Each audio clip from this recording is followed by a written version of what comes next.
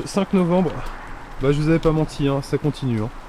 Vous avez vu, hein, ça m'est bien tombé dessus, hein, ça m'a pas raté. Hein.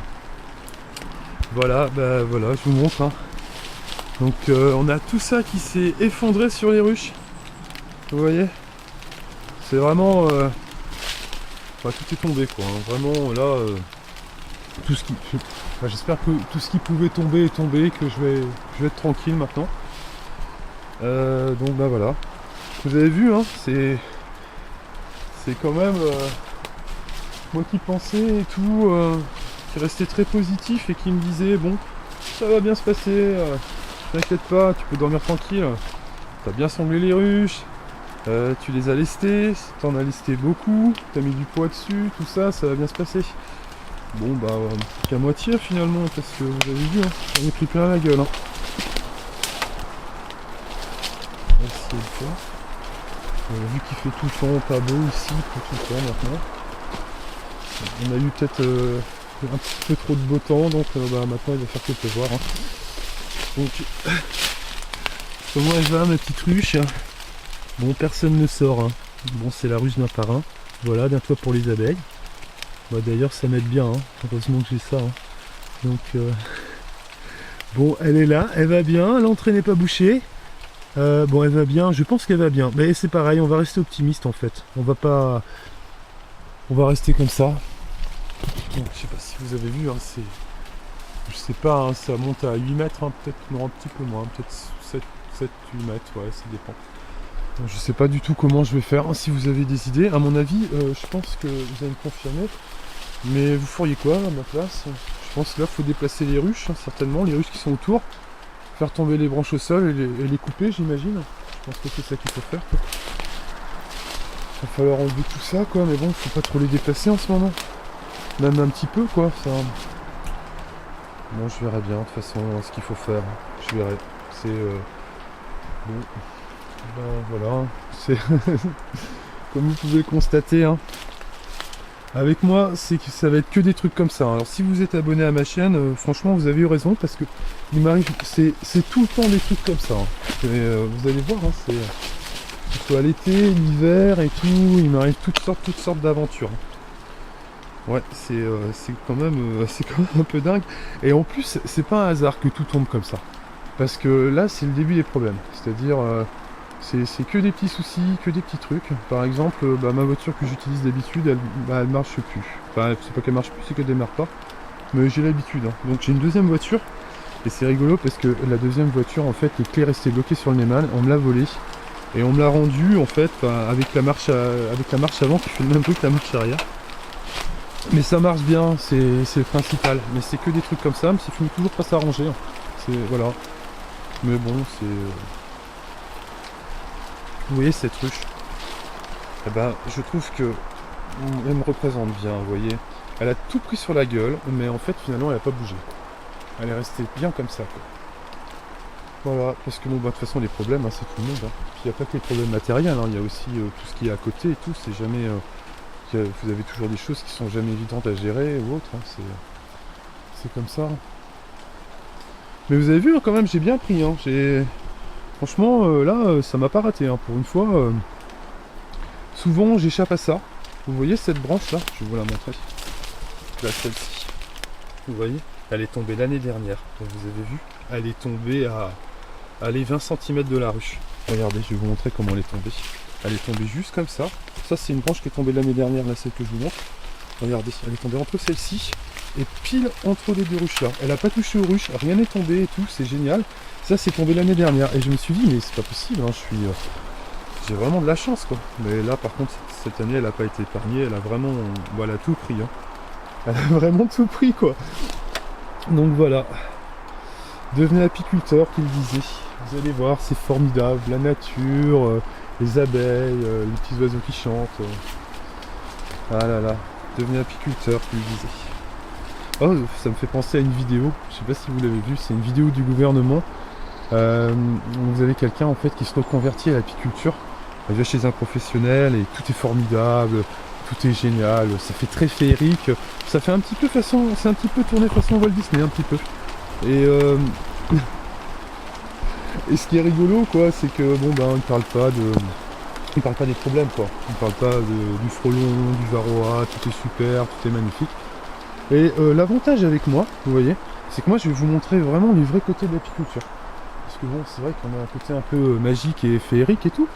Mais voilà, on a un côté aussi où c'est beaucoup de problèmes à gérer, c'est compliqué, il faut faire attention à tout, il faut être toujours au top, hein, parce que sinon voilà. Hein. Ça se passe comme ça, quoi. Après je vais vous dire, honnêtement vous voyez quand même que j'ai quand même de la chance dans mon malheur. Hein. La ruche elle a pas bougé, alors regardez, c'est celle-ci qui me fait le plus rigoler. On dit, regardez comment elle était épargnée. Elle est entourée de branches, vous avez vu? Ça aurait pu lui tomber dessus de partout. Et ben non, celle-ci, elle était complètement épargnée, quoi. Voilà. Après, ce que j'espère, c'est que les abeilles sont pas sorties. Parce que vous savez ce qui se passe, hein. Enfin, j'imagine que quand ça tape un gros coup comme ça, elles sont peut-être déjà énervées avec la tempête, hein, parce que vous savez, elles sentent beaucoup les éléments. Quand les éléments changent, leur caractère change aussi, hein, en fonction des éléments. Et ça se trouve, moi ce qui me fait toujours peur, c'est qu'elles sortent pour voir ce qui se passe, et que là elles se fassent prendre dans la tempête. Mais bon, après c'est des hypothèses. Le problème, on n'est jamais là pour voir ce qui se passe. Et pour couronner le tout, j'ai un mini plus aussi qui est tombé au sol. Alors lui par contre il est tombé au sol, il s'est ouvert de partout. Je sais pas si vous voyez ce que c'est les mini plus, pour ceux qui connaissent pas, c'est des toutes petites ruches d'élevage. Et moi j'en avais fait en fait tout simplement, c'était devenu une sorte de tour de Pise, hein. Donc avec le vent ça n'a pas tenu. Hein. Je l'avais chargé, il y avait énormément d'abeilles dessus, c'était un mini plus qui devait me servir pour l'année prochaine. Bon, j'ai retrouvé pas mal d'abeilles mortes, hein, et j'ai même pas pu voir exactement ce qu'il en était parce que en fait je suis arrivé le soir. C'est-à-dire je suis arrivé sur ce rucher-là d'abord, et j'ai vu que c'était tombé comme ça.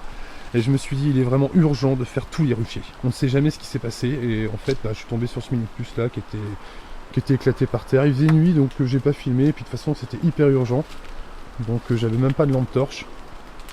Heureusement, parce que sinon de toute façon elle m'aurait sauté dessus, et en général je prends pas le temps de mettre une combinaison, je me précipite en général pour tout remettre, et ça se trouve j'aurais pris des piqûres. Enfin bon, voilà, c'est cool. C'est cool, hein, vous avez vu. Hein. Bon, ce qui est cool, c'est que voilà, elles soient pas tombées, c'est déjà ça. Ça peut toujours être pire en fait, hein, vous savez comment c'est. Mais c'est vrai qu'en ce moment, l'apiculture, c'est compliqué, hein, c'est un peu la galère. Hein. Et je sais pas si vous êtes au courant en plus. Les grossistes qui achètent le miel en gros, ils veulent plus en acheter. Voilà.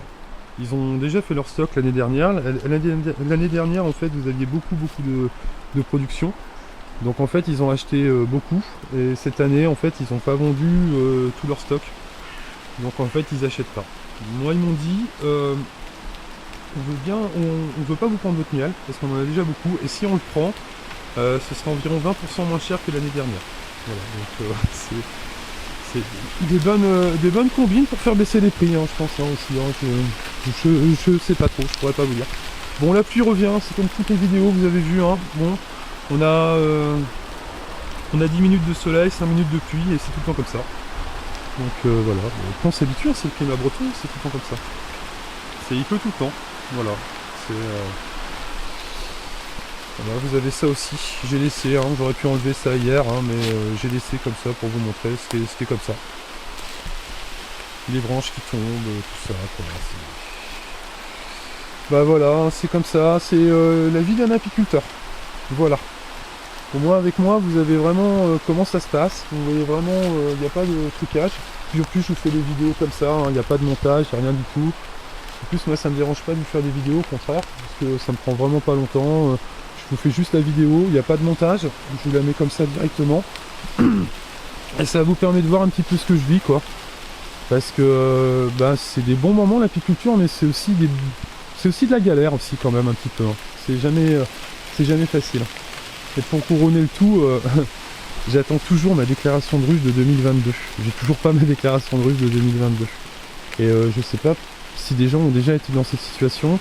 Mais il semblerait que si vous avez eu un problème et que vous n'avez pas été enregistré, ça se termine vite en parcours du combattant, quoi. Parce que là je suis obligé d'écrire un peu partout, dire moi je veux pas ne pas être déclaré cette année, quoi. Je vais être déclaré tous les ans, j'ai toujours été déclaré, j'ai toujours tout déclaré.